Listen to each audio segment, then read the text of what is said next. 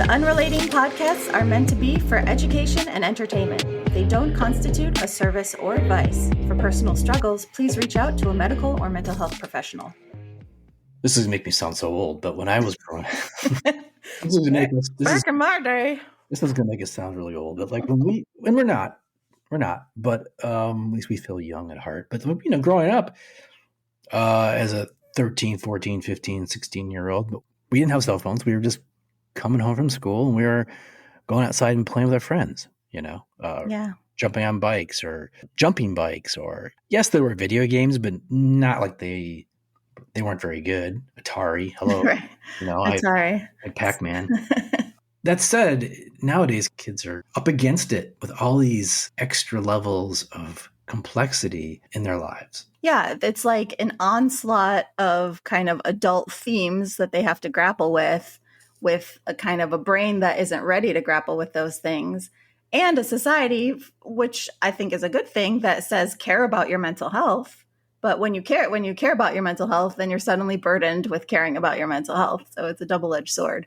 Well, the good news is today in the podcast, we're going to talk to a gentleman who has started a company who is trying to address some of these issues with kids, specifically mental health issues.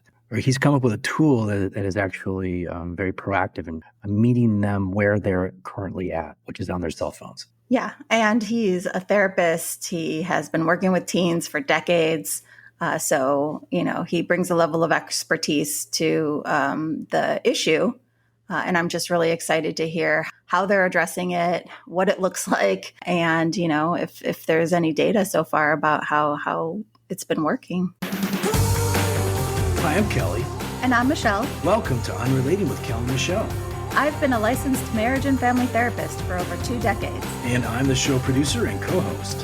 Together, we'll explore how we engage in relationships, why we do what we do, and what causes people to unrelate.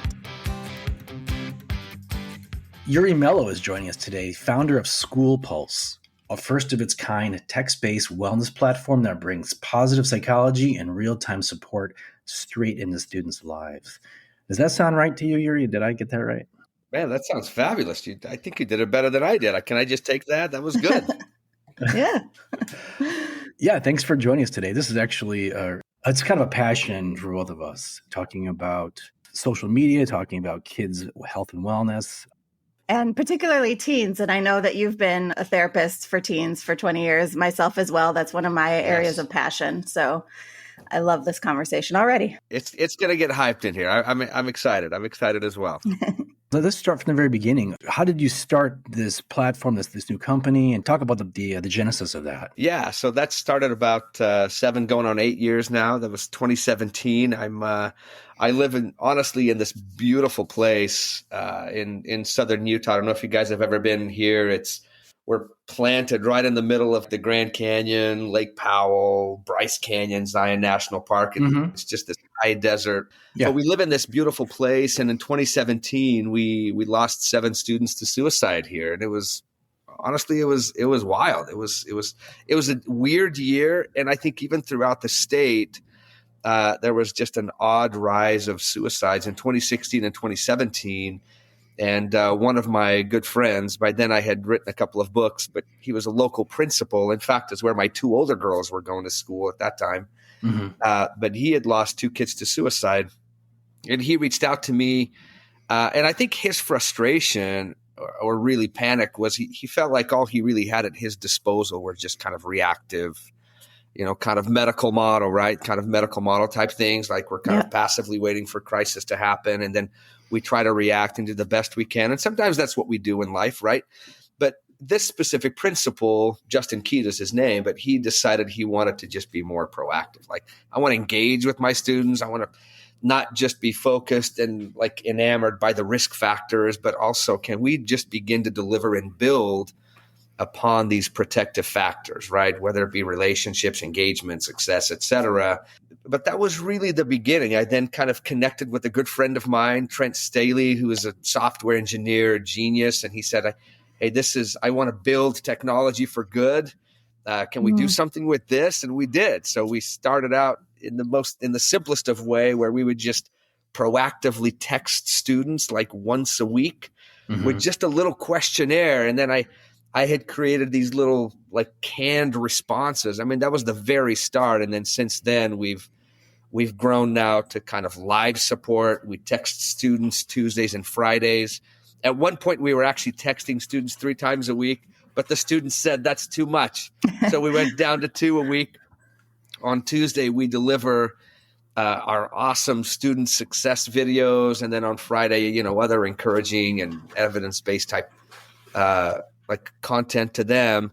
And then, like I said, we provide that live interaction back with real people, not AI, with real people.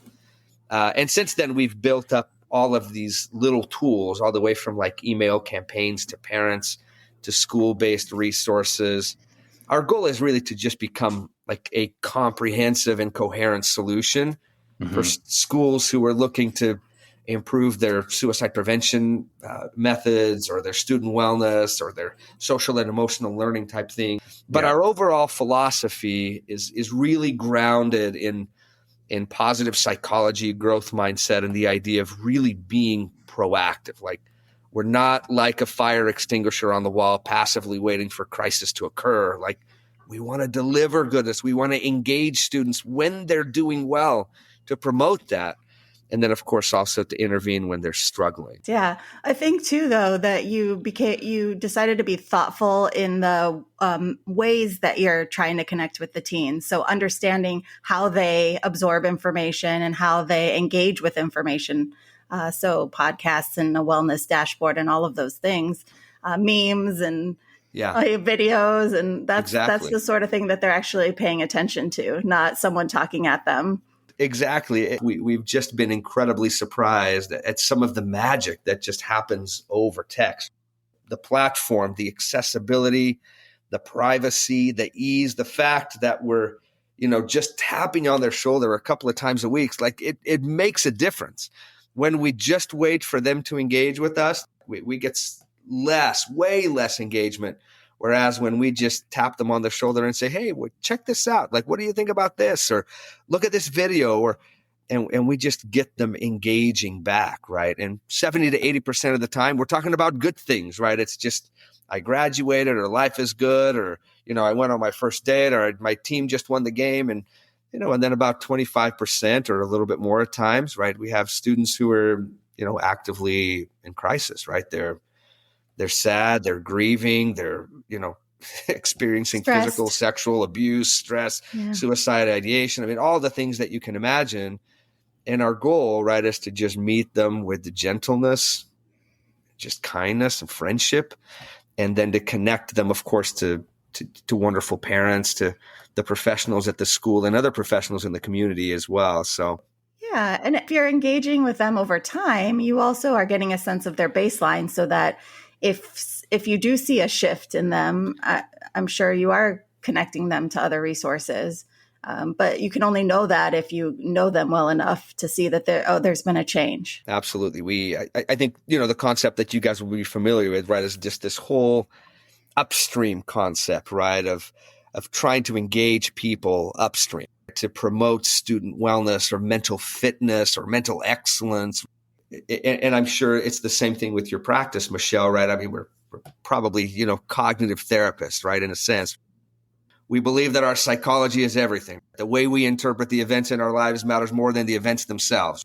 Yep. And that's what we're really trying to present to these teens in a simple way, right, in their language, in a way that's not cringy, but we're trying to just present this content to them in a way that's easy to digest. They can click at their own pace. And then the cool part about this is not only are we trying to do that in an upstream way, but we're also way downstream. So even if a student goes through an intervention, we continue to text and support this student. It's wild for me to tell you, but we have been texting students for 3 to 4 years. Like, it's nuts to me that less than 3% ever opt out because, we're not overwhelming them. We just we're not pushy. We just are providing little bits of content that are, of course, grounded in evidence. I want to kind of do more of a deep dive on how the process actually works with kids. But before we do that, I want to take a step back and maybe a 10,000-foot view. Love it. You mentioned there was some suicides in your community years ago. When you look at like social media, especially I think starting around 2010 is when teen use of social media really started to ramp up with the advent of the smartphone. You start to see suicide numbers go up as well, and depression go up, and all these mental health issues. All of these metrics with our youth that are just trending in the way we don't want them to. Yep. From kids who are, 40% of kids are like persistently sad and hopeless. 10% will have attempted suicide within the last year. I mean, that's like in a school of 1,000, you'll have 100 who will have potentially attempted. Right. And of course, 3 in 10 who are seriously considering it. I mean, I can give you a little bit of a picture, which I'm sure you're familiar with, some of the potential causes. I think, the book, The Anxious Generation, does a pretty decent job at kind of providing some persuasive evidence at not just the advent of the smartphone, right, and how our children are kind of persistently elsewhere. I thought that was such an intelligent and insightful comment, that the moment we enter these fabulous devices, our attention is just diverted here. And as a result, we almost just inadvertently, by choosing one, we kind of disconnect from the other, even if it's just in a piece. Even when we're watching TV, like I've got 5 kids, you guys, and we're like watching Psych or whatever other show, and and my guess is that if I were to look around my couch, and I mean a lot of my kids are out of the house by now, but like we've got at least 50% of them are on their phone looking at something else. And so it's a little bit sad. It's a real addiction. The phone is a real. I actually have it. I mean, most adults have it. So I'm sorry. Go ahead. Well, it's also a habit, though. It's like if you have any period of time where you're like waiting in line somewhere or sitting on the couch, you just pick up your phone and start looking at it. Yeah. About 2 summers ago, I had a really interesting experience. Me and kind of part of a little bit of a community religious group, we took almost like 400 youth on this kind of big camp out type experience. It's a huge group, and no cell phones were allowed during that whole, kind of trek, kind of camp hike experience. And we had dinner, every night where like 400 teenagers were getting together. And I remember one time as I was kind of walking from my campsite to this big dinner area and kind of walking through some woods, and I could just hear like the loud chatter of teens, right? I mean, it was just like birds, right? Just blah, blah, blah, blah, right? And then compare that to, a car trip, like, when we go up to Salt Lake City, right? That's about a 4-hour drive for us. And I'm in the car, with 2 or 3 of my kids, and it is like, bing, like a drop, silence, right? At least they're not arguing. Well, absolutely, Kelly. And I think for parents, right? I mean, I can understand why parents can turn to that, because we can maybe get some silence, but there is some sadness, or even in a school lunchroom, right? When kids have access to phones, it's just quiet there, right? Because kids are not engaging with each other, right? In the most significant, right, protective factor that they could do, which is positive relationships, right, has been constantly proven to be the most important factor in short and long-term happiness. Is the creation and the maintenance and the nurturing of positive relationships in our lives. And when kids engage in that, right, it's almost like, and this is probably I don't think it's inappropriate, but it's an interesting analogy. It's the phone gives the appearance to the brain that that's exactly what's occurring, but it isn't, right? It's almost like when, I suppose, teens or adults engage in something like pornography, right? It's the brain almost believes it's fooled that something sexual is actually occurring, but it isn't, right? They're just engaging in an image that feels like that, but it isn't. And I think the phones, in a similar way, are doing that. It feels like we're connecting.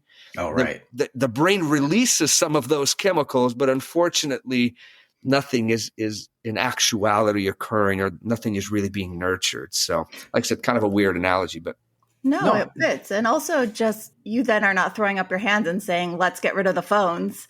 You're saying, okay, the phone is an important part of these teens' lives. Let's use it for good. Yeah. Let's put some positivity into it.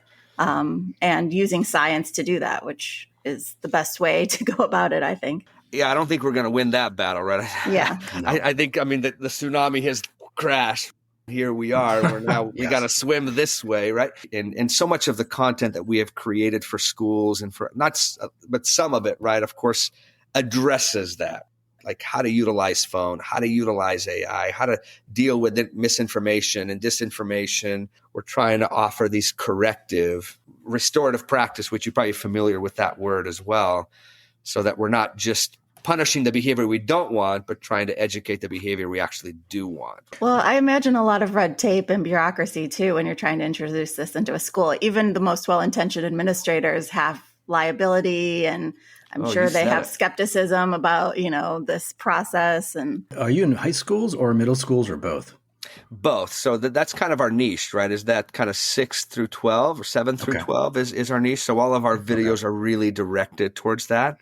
We found that there was a lot of already content that was kind of going to elementary age students, but nothing that was really age appropriate to that older crowd. And so that's really where we sit.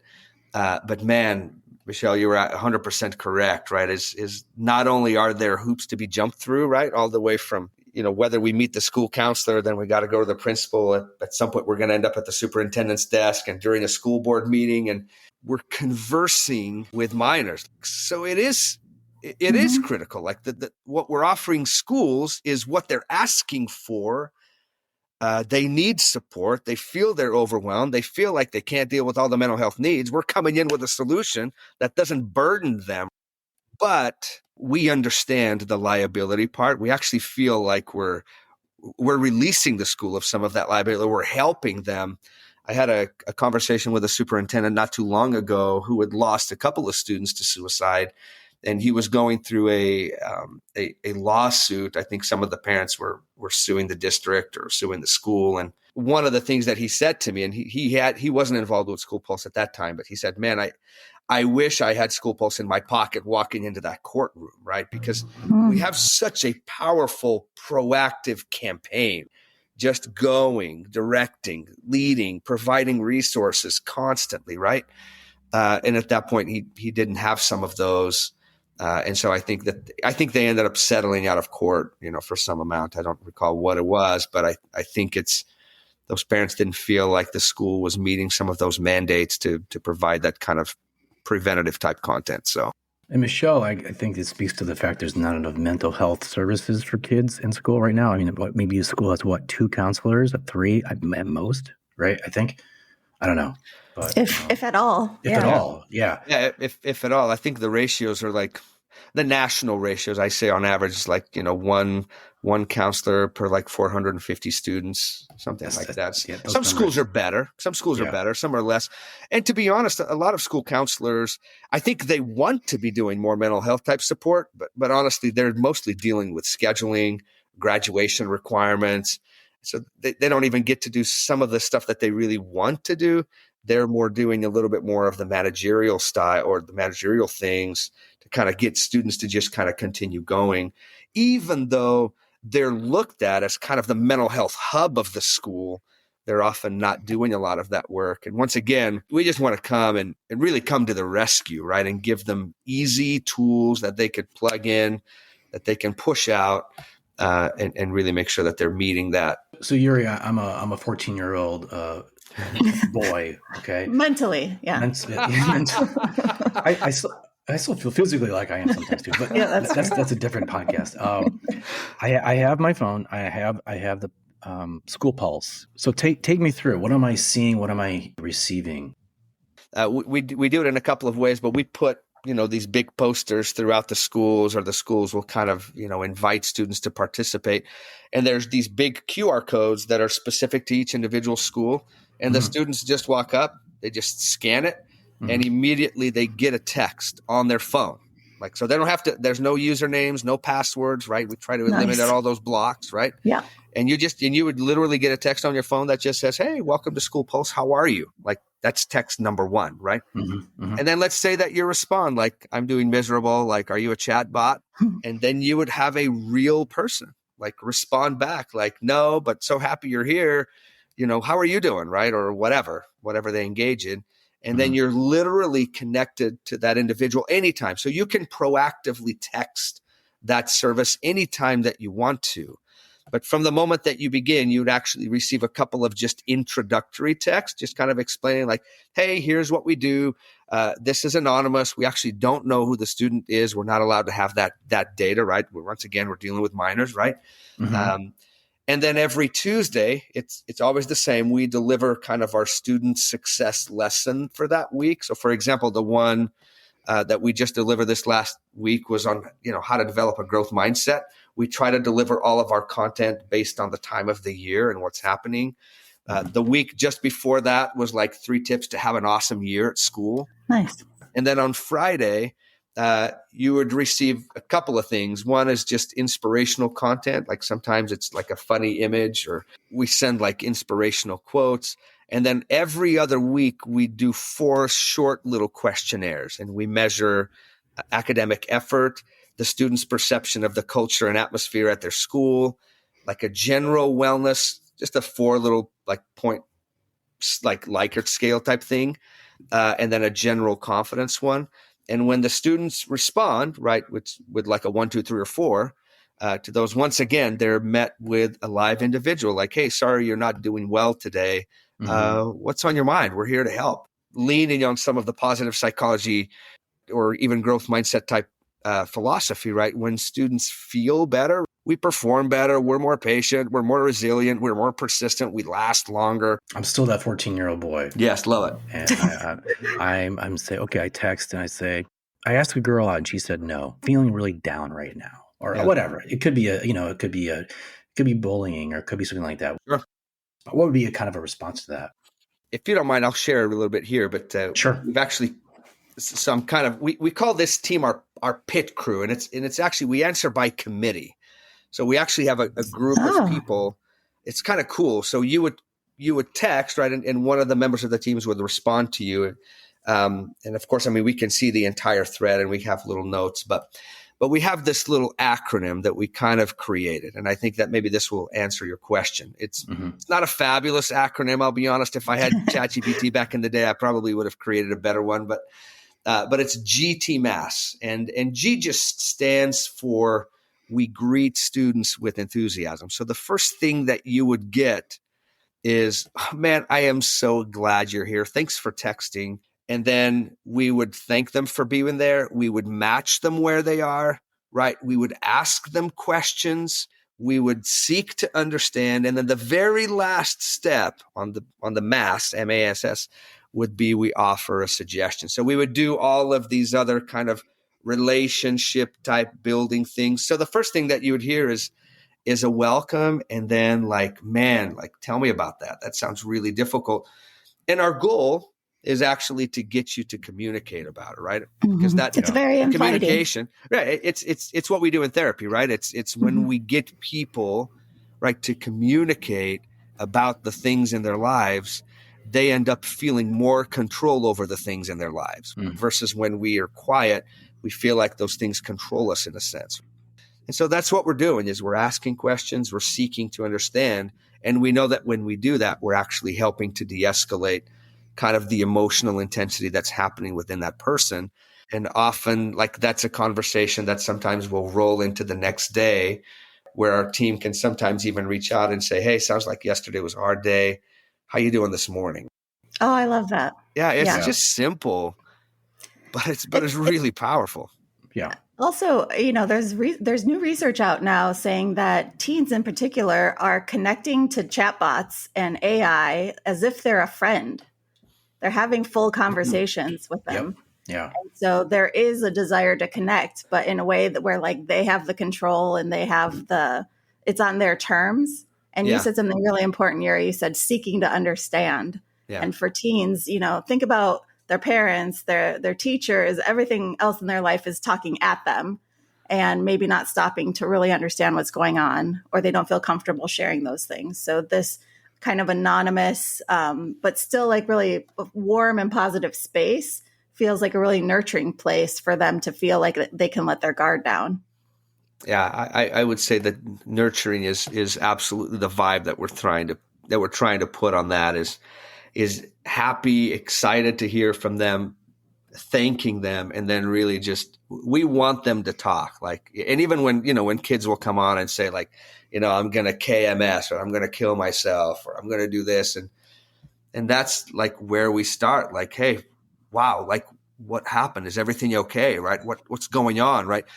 And what are we trying to extract is just the story.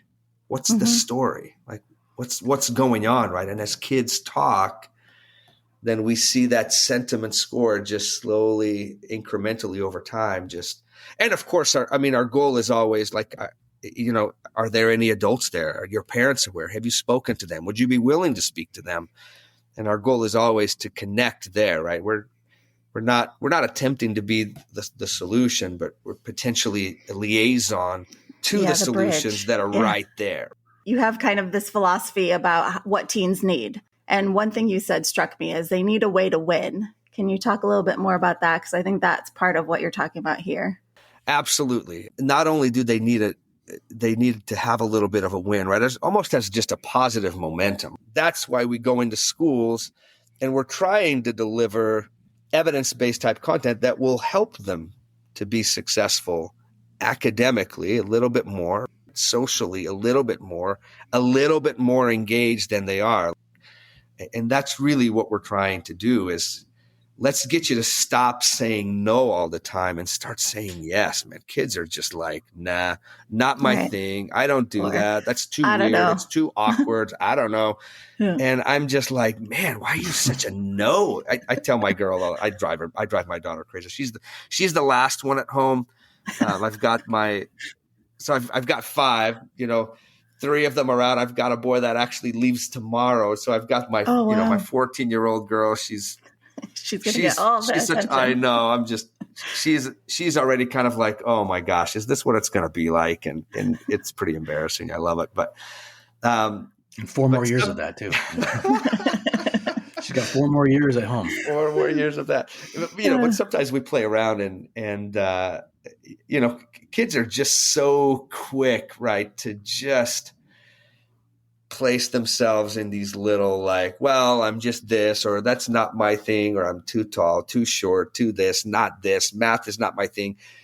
And the reality, right, is that we're just like the most sophisticated piece of machinery in the universe, right? We're made to evolve in almost any direction that we want. Instead of being these rigid little creatures, like we're just dynamic everywhere. And so helping kids to feel like I can try this, right? And then trust the process, which is the difficult part. Trust that there's a process to this. But it's difficult because they're like, nah, I don't like that, or I don't want to do that, or But also, sorry, Kel. No. The kind of malaise that can set in when you just plop down on the couch and you get on your phone, and then an hour or 2, 3 hours pass, is like when you're doing that, you're not doing other things for yourself, for your life. You're not going outside. You're not talking to your friends face to face. You're not, accomplishing tasks that would help you, set up for your success academically. So it's also the void of the other things that are enriching in your life that's getting taken away. It's like eating popcorn all the time. It tastes really good, like the butter, the salt, but after like an hour of eating popcorn, you just got like buttery film over your teeth and stuff is that's just what we're doing, right? It's just like there's not a ton of nutritional value there. I love popcorn. So I love it too. But like a little bit of popcorn's okay, but you're right. A lot of popcorn is really bad for you. You touch on one thing too, is the fact that active listening really goes a long ways.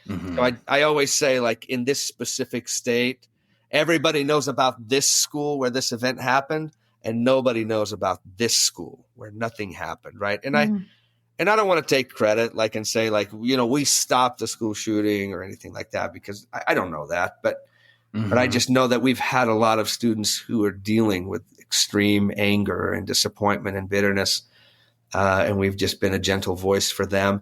And then, of course, all the way to students who are reporting physical abuse, sexual abuse from people at the school, students who are actively suicidal, who are self-harming, probably had over 100,000 users plus. And to the best of our knowledge, we've never lost a student to suicide, which is wonderful. And I say that and I knock on wood because I know that day will likely come, because we can't fully stop that. But so far, we've tried to do a lot of good, and we connected a lot of kids to just help. So, and if I can do a quick PSA for anyone who's in therapy, therapists are grateful when you do tell them how you're actually feeling. A lot of people don't share that. They're scared they're going to freak out their therapist, or, they're scared something's going to happen if they say how they actually feel when it comes to suicidal or homicidal ideation. But I can assure you, and I think Iuri can as well, that as a therapist, you want to hear the good, the bad, and the ugly, no matter what. And one of the reasons why I think depression and anxiety sometimes are kind of these self-perpetuating loops, right, Michelle, is that they kind of that's why they're so challenging at times is. And I think depression specifically, or sadness or loneliness or suicidal ideation, right, it's just difficult to admit, right? Like I'm having some suicidal thoughts. Like I've had thoughts about ending my life, or I've had thoughts where I just wished I wasn't here, or that it was over, right? And people don't want to divulge that. Like, I think because there's maybe embarrassment, or they're ashamed that they're even having those. The things that we talk about, we begin to control. The things we don't talk about control us. And so we've noticed that on the platform, and Michelle, you and I, we've noticed it in our private practice, right? When people finally like we're talking like decades, right? Like, whether it's abuse and they've just been like holding up, burdening this in silence, right? And when they release it, it's like they feel like they're walking lighter out of your office. And it's, I mean, that's why therapy is so awesome. I just love it, because it's like from session one, like somebody walks out of your office feeling more optimistic, hopeful, and unburdened is just awesome. Yeah. And it's not even something that we're offering. It's not like I'm dropping some cognitive nugget that's just no, it's like them literally speaking, right? And that does the job in a good way. And of course, we can do some restructuring and, helping people to kind of have a better perspective, et cetera. But man, sometimes just that in and of itself is enough, which is where, our text-based support is really there to just encourage that. And then, of course, to provide some evidence-based resources and connecting them to the local resources where they are. And to just feel intimately connected. I happen to be a militant collectivist. I'm very much into this idea that we can't be alone in our burdens. So, just having this texting platform and just feeling like you are connected to someone out there who cares what happens to you is so powerful. There's a great quote. I'm sure you guys have probably heard of this, but positive or just relationships or positive relationships multiply our joys and divide our sorrows. Yeah. I was just reading about blue zones and the fact that the research that they've done, especially in terms of longevity, that people in blue zones have stronger social connections, especially as you get older. And you've seen that among, senior populations. They eat better, obviously, and they exercise more too. But it's really those social connections as we get older that are so critical to our mental and emotional health. Absolutely. And I think that's been kind of the big, at least that's what they've connected, right? I think specifically with the onset of smartphones is that's the main area that's really been affected, right? Is when children enter that, this cocoon, right? Just it just envelops them. Phones capture us in such an effective way. Yeah, I'm sure people have heard the term parasocial relationships. That's the other thing that social media takes away from us, is like you were talking about, Iuri, before, with like pornography and making that parallel. It's the illusion of connection that you have on social media, not actual connection. And I'm talking about like specific groups that are really support groups for people with specific things going on. Just the general kind of toxic waste dump of social media, if I can show my bias, is not. You can, and you should. Is not actual. Is again the empty calorie analogy. Yeah. So my wife's a teacher. She teaches 6th, 7th, 8th graders. There's a lot of controversy about having cell phones in schools, and I know parents want the kids to have the cell phones. Teachers don't. And administrators are somewhere caught in the middle. If schools start to pull cell phone usage, or maybe they just make the kids put their cell phone in some kind of storage or their locker or something when they get there, what is your position on that? And how would that potentially affect your platform moving forward? It doesn't. I think we've worked around that a little bit. In fact, I just had a meeting just this morning with one of my local principals here, who's a good friend of mine, where my daughter goes to school, and they have at least here in Washington County, this is the county where I live. Yeah, they have pretty much a no cell phone at all. So they have to stay in the locker until the end of the day. I like that. I think that's great. But it is interesting. Because I was talking to this principal, and he was asking me, just to clarify, like the texts that you send out go to students after school, and they do. Like we don't text students in school. I mean, if a student texts us during school, we're available and we will answer and provide support. Yep. But our proactive texts that go out on Tuesdays and Fridays are all after school, because we don't want to be part of what's disrupting what's disrupting that, for sure. So big picture, looking ahead 5-10 years, where do you want to be? I mean, ultimately, it's the big vision is this kind of a personal and maybe a little bit of a spiritual goal, right? I just want to bless the human family. That's what I want to do. Mm-hmm. But more professionally or business-like, we just want to be that comprehensive and streamlined solution for schools. And we want to promote their success along these main areas. Like I'm thinking about like a couple of real famous people kind of in the positive psychology world, like Arthur Brooks, who's written a couple of really good books. And I think he does like that student wellness and science or whatever at Harvard. And those are like the most popular classes on campuses, right? And in my mind, I'm thinking like, why do we not have these classes in high school? Yeah. Right. And right now we're providing this type of stuff to high schools in a PRN type of way, like when they need it, or maybe once a week, and they can present our videos and do it that way. But what I would really like to develop for schools is something similar to that, like the science of well-being or whatever we call it. Like, sure, we have kind of a peer-to-peer program that we call SWELL, which is short for student wellness. And that's probably what I would call it. Like, it's just a student wellness class where we teach, right, these kind of positive psychology, growth mindset, cognitive strategies, right? These science-based, benign strategies, right, that are not politically motivated or threatening to anybody or anybody's sets of beliefs. And maybe even some of, like the wisdom of, the ages too, some of the Stoics or philosophical teachings, and even some, there's some pretty good data also that kind of connects happiness to like community and spiritual practice and things like that. We'd have to be careful there, obviously, when we're dealing with schools, or just respectful. But that would be something that if I could find the right people, I would say we need to create a class that can be offered in high school, right? And the benefits, right? The evidence is there. Like we can connect it, right? To behavior, to performance, to engagement, to participation, to optimism levels, to persistence, right? We can connect that. It doesn't mean that it'll work 100% for everybody. But I think teens more now than ever are interested in this idea, like, of being well, right? Of living the good life, kind of in a philosophical sense, or just being happier. And I think we can actually help. Like we can actually help them by providing them with with a better mindset, with a better way to see and interpret the world around them.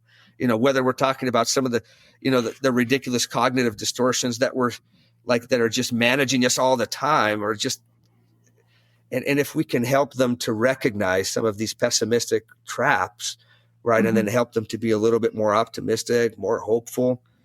Like the evidence shows that these kids, teens, adults, just do better. Yeah, catching the in-betweeners. So there's the ones you mentioned that are, maybe contrarian or pessimistic. There's also a lot of ambivalence, just like lack of motivation. It's not that they're necessarily walking around angry. They're just like, I don't care. I don't know, and so tapping into an ability to kind of provide some momentum for them as well.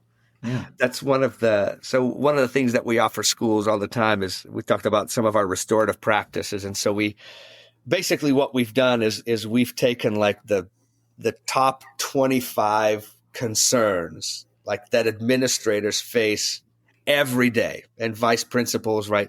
All the way from, absenteeism to fighting, bullying, disrespectful, disrupting the school environment, whatever it is, right? We've identified all of the issues that they face. We've provided video activities for them. But one of the ones that is most utilized, and you just touched on it, Michelle, is just this ambivalence, right? What is the point mm-hmm. of school? Mm-hmm. And that's one of this, I've had some principals call it like purposeful failing, and so one of our most watched videos is one that's called What's the Point of School, which principals and vice principals show to students who are just tardy or who have become ambivalent as part of their kind of corrective approach. So, but yeah, the ambivalence is a big deal. I try to be friendly, like you said, mm-hmm. humorous. Mm-hmm. Let me present this to you. You can take it or leave it, right? It's like, here you go. Like it's your job. You've got to figure out what you're going to do in your life. But let me tell you what it actually is. There's actually some really good evidence that suggests this or that points us here. No, you come across as being very warm and being very approachable, which I think kids really appreciate because that would, they've got a very short attention span too, I'm sure. So it's really... And not fake. Which is not a mile away. Yeah, you're very genuine, which I think is because that speaks a lot to you and to your approach. So I think that definitely would be a plus for viewership. Well, yeah, I hope so. I appreciate that. That's very kind. I hope that that's what it is because I don't want to just speak to speak. I really want to craft a message that's more likely to be received. But. Mm-hmm. Mm-hmm. Teens are teens too, right? When the teacher is ready, the student will appear sort of concept. And sometimes teens just aren't they're elsewhere, they're over here and I'm just not that important. And that's okay. I don't need to be that important. If I could just drop a couple of things that could maybe shift them, that would be good. Yeah. What I love about this is that you have a problem and you're trying to solve that problem. Okay. And this to me, and I think this goes really a long ways because today we need more of that. So I think that, kudos to you. Also a shout out to someone with expertise being thoughtful with their knowledge and their understanding of the population so that you're actually crafting something, like you said, that's meaningful and has a better a chance of success with the population you're trying to target. And you're not just slapping something together on a whim because you see a problem that you're trying to solve. We need more of that too. We're trying really hard, and you're so right. Like we realize not only right are we reaching a young, vulnerable population, and so we really tried to create the kinds of videos that are really diplomatic, right? And we do it with parents in mind because we make everything accessible to parents. Like we invite them to be part of the text service as well. Like, so we're not just intervening with students, honestly. Like we have parents themselves who are going through divorce, who themselves are in and out of the mental health hospital, who themselves are depressed or are losing purpose and meaning in their lives. And we're providing there too. But all of our videos, all of our content, we fully anticipate that they will be highly vetted and looked at by parents, all the way from, Florida to California to like Boston to, more conservative kind of red states or blue states, whatever. And we're really trying to present these the word that I used is benign, right? These benign strategies, right, that are not threatening one way or another, right, but that are just helpful. We've tried to walk that line really carefully because schools don't want to get in trouble with their parents, right, at all. Like they want to avoid that at all costs. And so we want to deliver them content that they feel like 100% sure, like that's not what's going to happen. And I think we've done a good job at that. At least I hope we have.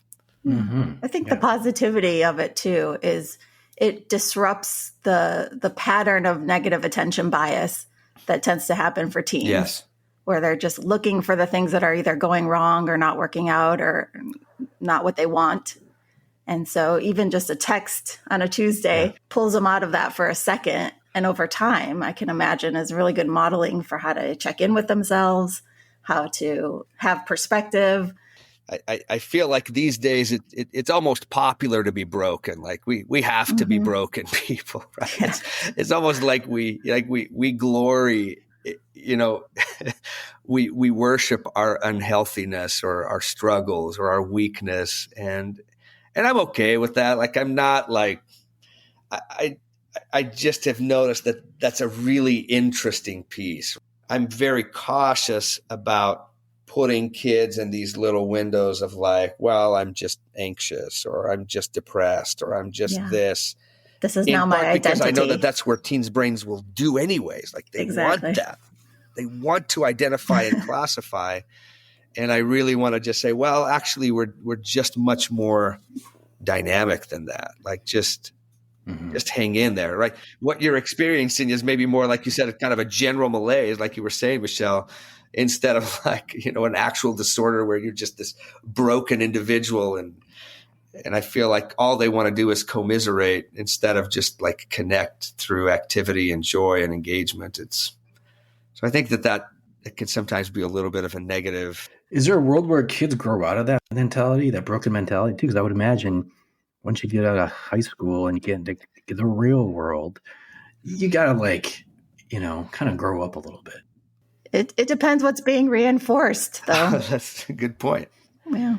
I just watched a documentary with Alex Honnold, who was kind of the big free solo guy. Maybe you guys have seen that documentary. Oh, yeah. He did like the whole, amazing, right? He's an incredible climber. Great, yeah. One of the best in the world, I'm sure, if not the best. But and then his buddy, anyways, they went and did this big adventure and they climbed this big climb in Alaska called the Devil's Thumb. And it was just a fabulous adventure. But Alex Honnold is I think talked about in the media, and maybe he's even admitted or hinted to a little bit of this as this kind of unemotional, very stoic, perhaps maybe even a little bit on the spectrum kind of climber, right? He's just kind of disconnected. He talked about this little shift that you're referring to, Kelly, of kind of being this, you know, brooding teenager, kind of moody, dark, a little edgy. And it took him a little bit like into, I think he's now in his 30s, right? And maybe that's a little bit long, but of kind of transitioning from this, like, this is what I'm presenting, right? To just maybe just a more relaxed, you know, instead of combative and resistant and defensive, to just like put that and enjoy things. And my guess is that happens a little bit quicker for some than others, where when they no longer feel, like you said, Michelle, like it's not being reinforced, right? That this, like, I'm a broken individual. And when that stops being reinforced, or perhaps we grow a little bit, right? And we realize that's not the most helpful or effective psychology to have, right? Is that this is who we are in totality, when that's just not true. Well, especially if you want to succeed in life, you need. I think you need to evolve and become a bit more positive and proactive in your approach to life, because you're just not going to succeed if you're going to be brooding and maybe as a rock climber. I don't know, but that's the one. Or a rock star. Or a rock star. True. There you go. For 95% of us, you need to take on a bit more of a mature, and you will. I think, right? Our brains are evolving, and they say boys' frontal cortex is behind girls in development for years, and so they don't really start to mature until men don't mature until they're in their late 20s, I think. 90s. Oh, what? I was gonna say Michelle is a little bit closer to that. I mean, I always joke like, what, 40s, 50s? Yeah. It's still like working for me, but Iuri, this has been a fantastic conversation. Of course. Iuri Melo is the founder of Schoolpulse, a first of its kind text-based wellness platform that brings positive psychology and real-time support straight into students' lives. Iuri, thanks so much for coming on the podcast. I mean, this is a topic that's near and dear to Michelle and I's hearts. You're with like-minded folks who believe in what it is. That is important to us. Man, it's been a total pleasure, you two. I wish you guys the very best, and the most success. That was such a great conversation with Iuri. And once again, through this podcast, we learn about things we had no idea existed. And here's this amazing platform, Schoolpulse, which I had never heard of before talking to Iuri. And according to the research, it is really effective and is definitely a need. There's a void in addressing mental health in effective ways for teenagers. But I kept thinking, okay, if I was in high school again, how would I leverage this, or how would I react? And again, we didn't have cell phones, Michelle, growing up. Right. So it's hard to know. But I think as any kind of teenager these days might be skeptical or roll their eyes at first, I think because of the way that they're doing it, they very quickly just feel more comfortable talking through text. Mm-hmm. And because it's so kind of low stakes, non-judgmental, not pushy, I really do believe, like Iuri said, that's more likely to be absorbed. Yeah. And then once they share, it's like a positive vicious cycle where they share, they get good feedback and support, which makes them share more, which then creates this momentum, this path towards positivity, not in the connotation we're using positivity in society right now, but just for personal evolution and motivation, and sets a path towards success. I'm not a parent of a teenager, but I've heard that at the end of the day, they just want you to listen to them. Listen and not judge and not trying to fix and not to impose parenting and try and micromanage the situation. Is that your approach with your kids?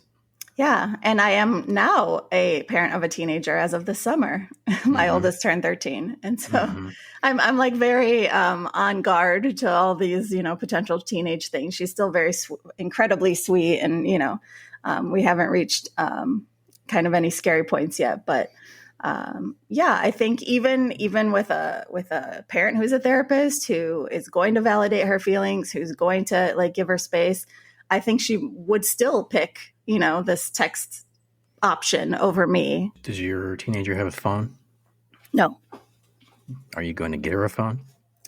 Maybe sometime in the future. As I say many times on the show, once you ring that bell, you can't unring it. Once you open the brain to that addiction, trying to stuff it back in put the toothpaste back in the tube isn't going to happen. So I'm delaying that addiction as long as possible. Has she asked for a phone? Oh, yeah. She wants one. All her friends have phones? Most of her friends have phones. Yeah. So it is a point of contention, and I understand how difficult it is for her. It's a line I feel strongly about holding, though. And, I feel equipped to hold it. I know a lot of parents would prefer not to enter that world, but they just don't know how to say no or fight those battles because, they come up all the time. It's not just like a one-time ask, because I believe in the data out there. And I believe that her brain needs some time to not have a phone. I hold strong to that boundary. And she wants the phone. Why? So she can text with her friends, or because she can't be on social media, or what? Well, it's interesting. We kind of share a phone in the sense that I'll let her text her friends. So that's the one thing, or make phone calls to her friends. But yeah, no social media, no, not getting on TikTok and all those things. She's 13. Why she would share all of her personal data at that age? As her parent, I need to protect her from that decision. But I liked how Iuri was talking about being proactive, the preventative model versus the reactionary model. He brought up this idea of being upstream. Yep. And I just wanted to take a minute to explain to people if they're not fully understanding the concept of that. So do you remember that old, adage or kind of story they would tell about this village on a river, and downstream they would keep finding babies floating down the river? And so they're like, we gotta save these babies. So they created all these systems downstream to like fish the babies out of the river. Mm-hmm. And no one thought to go upstream to the top of the river and find out why the babies were being put in the river in the first place. And so this idea of like going upstream to the beginning of the problem or the issue and attacking it from that standpoint instead of reactionary mode of like, let's save the babies from the river instead of let's keep the babies from going in the river. Mm-hmm. Preventive health basically is the same argument. Getting ahead of these problems before the symptoms arise. Mm-hmm. Right. So in this case, it's getting ahead of these mental health issues with kids before the symptoms arise. And maybe taking back the verbiage as well. This positive psychology now has so many like bastardized definitions and also some skewed ways of thinking about positive psychology. But it's really more about what Iuri was talking about, not what people think it is. Actually, here's a question for you. So action items, what would you advise based on this conversation? What would be your takeaway, I guess, from this conversation? Mm-hmm. Yeah, well, I have two. One would be for as many schools as possible in middle school and high school to get Schoolpulse. And then the second thing is something Iuri said that is very powerful about parenting, which is to ask for permission. If you're a parent out there of a teenager and, we get kind of frustrated and we start telling instead of asking, you have a lot of wisdom and advice to give as a parent. But knowing when and how to deliver that advice is important, depending on your teen and what state of mind they're in. So just asking them if they'd be willing to hear your suggestions, letting them know that you have some wisdom, and when they're ready for it, to that you're inviting them to come, can be a really helpful shift in the conversation. Love it. How about you? What's your takeaway? Seeing a problem and trying to address that problem, and especially a problem affecting teens, young adults. I mean, I think at the end of the day, they're our future, right? And every time I hear about the suicide rates of kids, it's just mind-boggling to me. And rates of depression and rates of loneliness, and we talk about this all the time on the podcast. But if we can do anything, and I mean anything, to help those numbers, I think it's a win. So I came home from school and I went out and I rode my bike. Okay, right. I didn't go play video games. I didn't get on my phone. I didn't do any of that. I was out playing with my friends. It's a different world. Yeah. And it's very true that when you're feeling disconnected, that has a domino effect to, then feeling less empathy, feeling less important in life if you're lonely. And we have to remember teens aren't adults. They don't have adult brains. They're in a developmental and cognitive phase of development where their feelings are big. Their ability to problem solve is not as sophisticated. Mm-hmm. And that combination of things, and they're more impulsive, like there's a lot that can get in the way of a teen feeling hopeful, of a teen feeling connected.